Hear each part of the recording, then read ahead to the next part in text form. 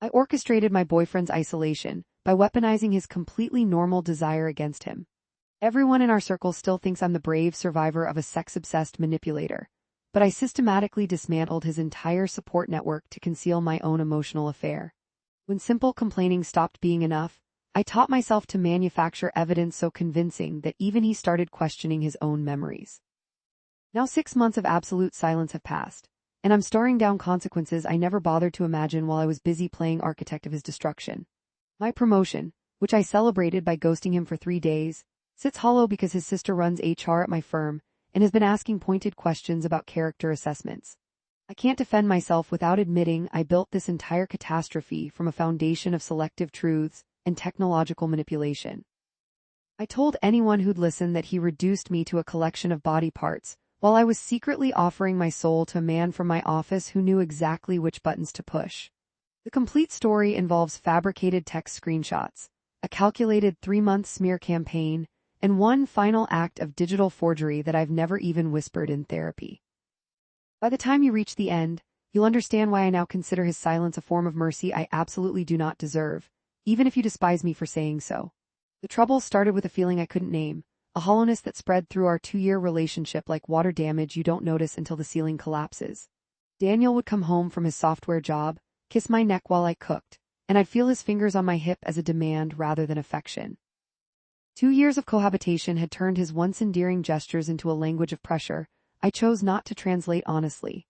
I started working later, claiming project deadlines that didn't exist, scrolling through Mark's Instagram during my solo dinners at the office. Mark from marketing asked about my weekend plans and actually waited for the answer, his eyes never drifting to my chest the way I'd convinced myself Daniel's always did. I began sleeping in our guest room, blaming Daniel's snoring, when really I was exchanging midnight confidences with a man who felt like oxygen after months of holding my breath. My best friend Sarah called one Thursday, concerned I'd been distant, and I heard myself say, "Daniel's just been so grabby lately, you know," when he'd simply rested his hand on my thigh during a movie. That tiny distortion, calling affectionate touching, grabby, felt like relief, like finally being honest about a problem I'd invented. It wasn't technically a lie if he did initiate intimacy more frequently than I wanted, Sarah agreed, and I felt the first rush of validation that would become my addiction.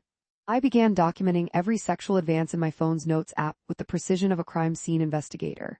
Tuesday, 10:47 p.m. Daniel suggested we shower together.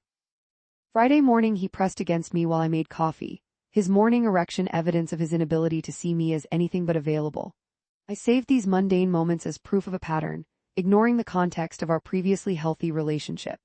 Meanwhile, Mark and I progressed from Slack messages to encrypted WhatsApp chats, discussing everything from childhood trauma to the specific ways our current partners failed to understand us. I told myself the emotional affair was justified, because Daniel's physical needs had created this void Mark now filled. When Daniel confronted me about my distance, tears in his eyes, asking what he'd done, I delivered the first rehearsed line of my emerging narrative, "You make me feel like my body is the only thing you want." He stumbled backward as if I'd struck him, and I felt a sick satisfaction at having finally expressed a truth that contained just enough reality to obscure the lie. While Daniel cried silently in our bedroom, I was texting Mark that I'd never felt more alone in my own home, knowing Mark would respond with the validation I'd come to crave. My Instagram stories filled with vague quotes about emotional safety and setting boundaries, and the DMs poured in from friends praising my strength. Daniel saw the posts too, of course, and stopped reaching for me entirely, which I recorded in my app as further evidence of his transactional approach to intimacy. The deeper culpability I hid beneath my victim narrative was uglier than simple complaining. I'd been mining our old text conversations from the first year of our relationship, when our chemistry was mutual and enthusiastic, and selectively screenshotting Daniel's most explicit messages. Using a simple timestamp editing app, I presented these years-old texts to Sarah as recent exchanges, creating a timeline of harassment that never existed. "He's been like this for months," I whispered, showing her a sext he'd sent during our vacation in Cancun when I'd responded in kind within minutes. Sarah's face hardened with protective rage and I felt the ground solidify beneath my false foundation. When Daniel discovered I'd been sharing our private communications, he was devastated in a way I hadn't anticipated. "Those were between us," he said, his voice breaking. "They were special." I doubled down. "If they were special, you wouldn't still be pressuring me when I've told you I'm not comfortable." The confrontation ended with him apologizing for violating my boundaries, and me feeling the first flicker of awareness that I might be the villain in this story. But feeling it didn't stop me from continuing to architect his isolation. Sarah stumbled across Mark's name on my phone's lock screen when a notification popped up during brunch. "Who's Mark?" she asked, and I watched my entire constructed reality teeter on the edge of discovery before I expertly deflected.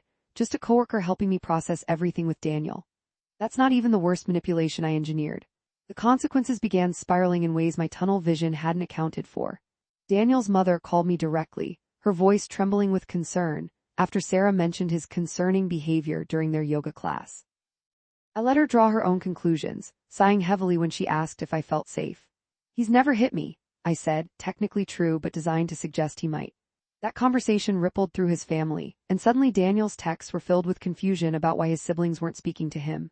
Meanwhile, my Instagram following had ballooned with me 2 survivors who saw my vague posts as solidarity, creating a public persona I could no longer control. Mark started pulling away when I hinted at my growing online platform, uncomfortable with the attention. In a panic that my house of cards was collapsing, I made the decision that still wakes me at 3 in the morning. I created a fake email account and sent myself increasingly explicit messages, spoofing Daniel's address. The final forgery arrived at my work email during a meeting, and I gasped loudly enough that my manager asked if I was all right. I forwarded it to Daniel's boss, an old college friend of his, with a short note: "Thought you should know what he's been doing. Can't keep protecting him." I had no idea his company had just implemented a zero-tolerance harassment policy, mandatory termination for any substantiated complaint. The email I sent contained screenshots I'd altered to show timestamps during work hours, suggesting he was harassing me from the office. 3 days later, Daniel came home early and sat in the dark living room, his face blank in a way I'd never witnessed. "I got fired today," he said, his voice flat. "HR said someone reported me for inappropriate communications. They had proof." The relief I'd expected to feel, that he'd finally experienced consequences for making me feel so small, never came. Instead, terror wrapped around my throat like a noose I'd braided myself. My emotional unraveling began that night and hasn't stopped since. I watched Daniel pack a single suitcase, his movements mechanical, and I felt the first true crack in my defensiveness when he paused at the door. "I never sent those emails," he said, not as an accusation but as a simple statement of fact. "I know," I whispered, and the truth of those 2 words hung between us like something radioactive. He left, and I immediately posted a story about finally feeling safe in my own space, which got 300 likes while I sobbed on the bathroom floor. Mark ghosted me completely after I sent him a screenshot of Daniel's termination email, the final breadcrumb that made my toxicity impossible to ignore. My manager called me into her office the following week, Daniel's sister seated beside her, and I understood the meaning of true exposure. She slid printed copies of the screenshots I'd been circulating, ones I'd forgot even existed, across the desk. "Daniel's legal team obtained these through a discovery request," she said. "They show evidence of digital manipulation. His sister recognized your bedroom in the background of photos that were supposedly taken last month, but you've had those new curtains since February." The direct question landed like a fist: "Did you get my brother fired?" "Ask the woman who controlled my employment file."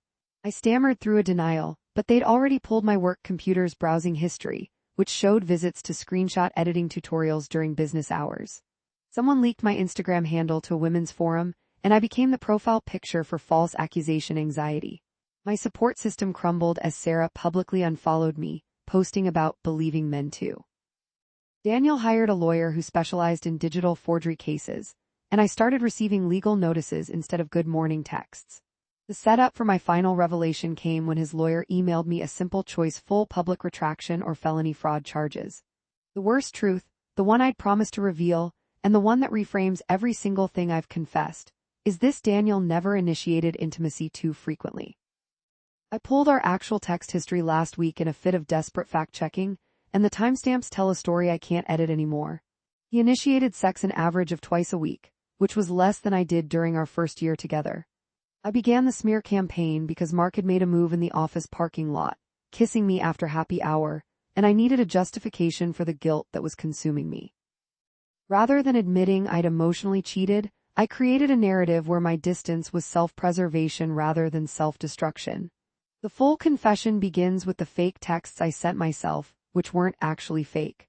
I used Daniel's phone while he slept, navigated to his own number, and typed out explicit messages to create a paper trail. I then reported him for harassment using evidence I'd manufactured with his unlocked device, trusting he'd never remember his own midnight actions. The most damning detail is that I saved the screen recording of me doing it, thinking I'd want to watch my own cleverness later, which his lawyer recovered from my cloud backup during discovery. The immediate fallout was his family releasing a statement to our entire social network, including screen recordings of me confessing to Mark that I'd handled the Daniel situation and could now be together. Mark responded by forwarding everything to Daniel's legal team, revealing himself as a man who'd recorded our conversations from day one for his own protection. The final hidden element, the last shoe to drop, is that Daniel knew about the affair for months before I got him fired. He'd installed a keylogger on our home Wi-Fi after I changed my passwords, watching me construct his downfall in real time, choosing to let me destroy him because he still loved me enough to believe I'd stop. His silence these 6 months isn't punishment. It's the only boundary he has left to hold. The concrete fallout has infected every corner of my existence in ways I couldn't have engineered if I tried. At work, I'm on probation pending an internal investigation into misuse of company resources for personal harassment, which is corporate speak for you're about to be fired, but we're building the case. I've been removed from 3 collaborative projects, my desk relocated to a windowless pod near the server room. Daniel's new relationship went Instagram official last month, a sweet woman who works in his sister's book club, and their photos are filled with comments from our old friends celebrating his escape.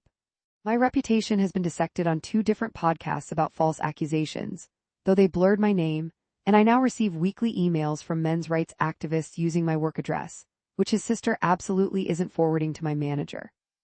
Social media turned me into a boogeyman. I deleted all my accounts after someone created a TikTok reenacting my edited screenshot tutorial search history, complete with text overlay showing my actual IP address.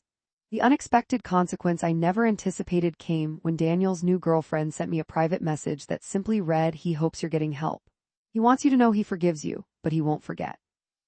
That compassion from the woman who replaced me shattered something I didn't know was still intact. A genuine moment of self-awareness broke through during my first therapy session when I realized the loud part I'd been whispering. I wasn't scared of Daniel's desire.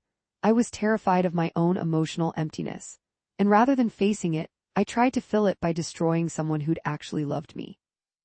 The current state is this 6 months of no contact, and yesterday I saw him at the grocery store, his hand on the small of her back, smiling at something she said.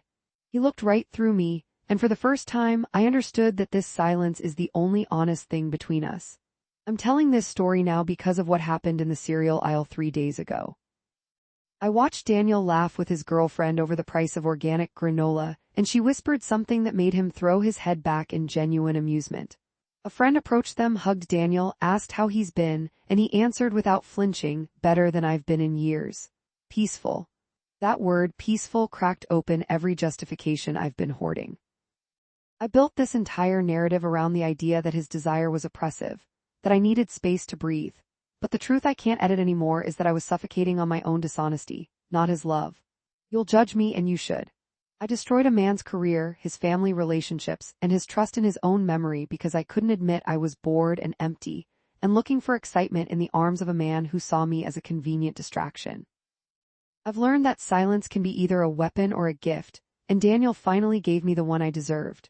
So go ahead, tell me this 6-month absence of intimacy is exactly what I asked for. But ask yourself, while you're comfortably certain you'd never do what I did, when was the last time you told the whole truth about why you're really angry?